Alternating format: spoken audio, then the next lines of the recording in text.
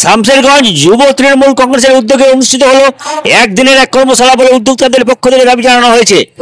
রবিবার দিন শামশেরগঞ্জ ডাক বাংলা মোড়ে দলীয় কার্যালয়ে অনুষ্ঠিত কর্মসূচিতে দলের যুব কর্মীদের মাঝে বিশিষ্টদের মধ্যে উপস্থিত ছিলেন শামশেরগঞ্জের বিধায়ক আমিনুল ইসলাম, মুর্শিদাবাদ জেলা পরিষদের অন্যতম সদস্য হাবিব পারভেজ, যুব তৃণমূলের ভারপ্রাপ্ত সভাপতি আসিফ ইকবাল প্রমুখ বলে জানানো হয়েছে। এদিন কর্মশালাতে রাজ্যের মুখ্যমন্ত্রী তথা দলনেত্রী মমতা বন্দ্যোপাধ্যায় এবং দলের সাধারণ সম্পাদক অভিষেক বন্দ্যোপাধ্যায়ের বার্তা তুলে ধরে গ্রাসরুটে কাজকর্মের দিশা দেওয়া হয়। কর্মসূচিকে কেন্দ্র করে দলের কর্মীদের মধ্যে উৎসাহ লক্ষ্য করা গেছে।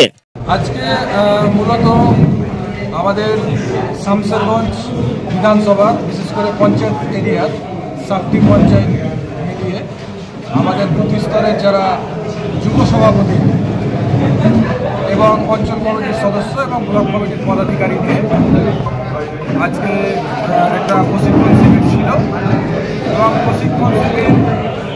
আমরা প্রশিক্ষণ শিবির করার জন্য বিধায়ক সাহেবকে আগ্রহ প্রকাশ করি এবং তিনি সময় দেন।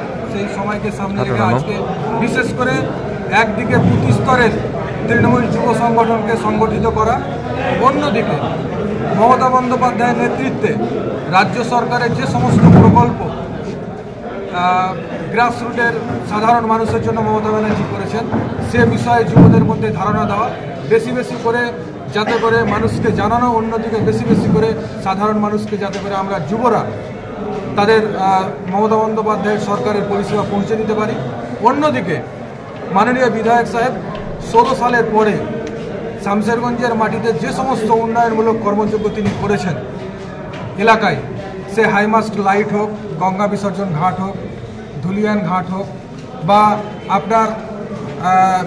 আপনার শামশেরগঞ্জ ফিল্ড দেওয়াল ঘিরা হোক, বা এই রকম করে প্রায় যতগুলো আছে, সার্বিকভাবে আমরা একটা পুস্তিকার মাধ্যমে এক সাইডে রাজ্য সরকারের সমস্ত প্রকল্পের তথ্য আমরা যুবদের মাধ্যমে যুব সদস্যদের তুলে দিলাম।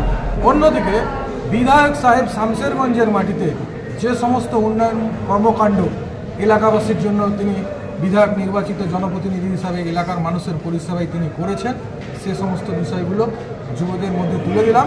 সর্বোপরি শামশেরগঞ্জের মাটিতে লিস্টেড যে সমস্ত পরিষেবাগুলো মানুষকে প্রতি মুহূর্তে উপকৃত করে, লক্ষ্মীর ভাণ্ডার থেকে নিয়ে সবুজ সাথী, খাদ্যশ্রী, যাবতীয় তথ্য আমরা আমাদের যুবদের মধ্যে তুলে দিলাম।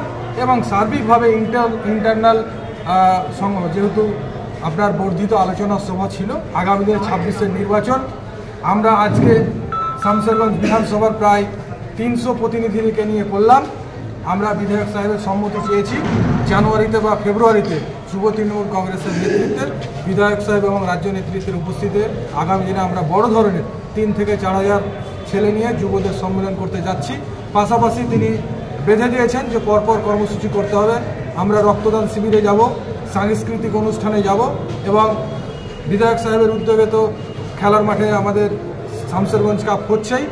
আর বিধায়ক সাহেব আজকে এখান থেকে ঘোষণা করলেন যে 22 ডিসেম্বর শামশেরগঞ্জের মাটিতে আবারও জনসভা হতে যাচ্ছে। আমরা আগামী দিনে ছাত্র, যুব, মাদার, মহিলা মাননীয় বিধায়ক সাহেবের হাতকে শক্তিশালী করতে এবং মমতা বন্দ্যোপাধ্যায়, অভিষেক বন্দ্যোপাধ্যায়ের হাতকে শক্তিশালী করতে আমরা পুনরায় শামশেরগঞ্জের মাটিতে ঝাঁপিয়ে পড়ব।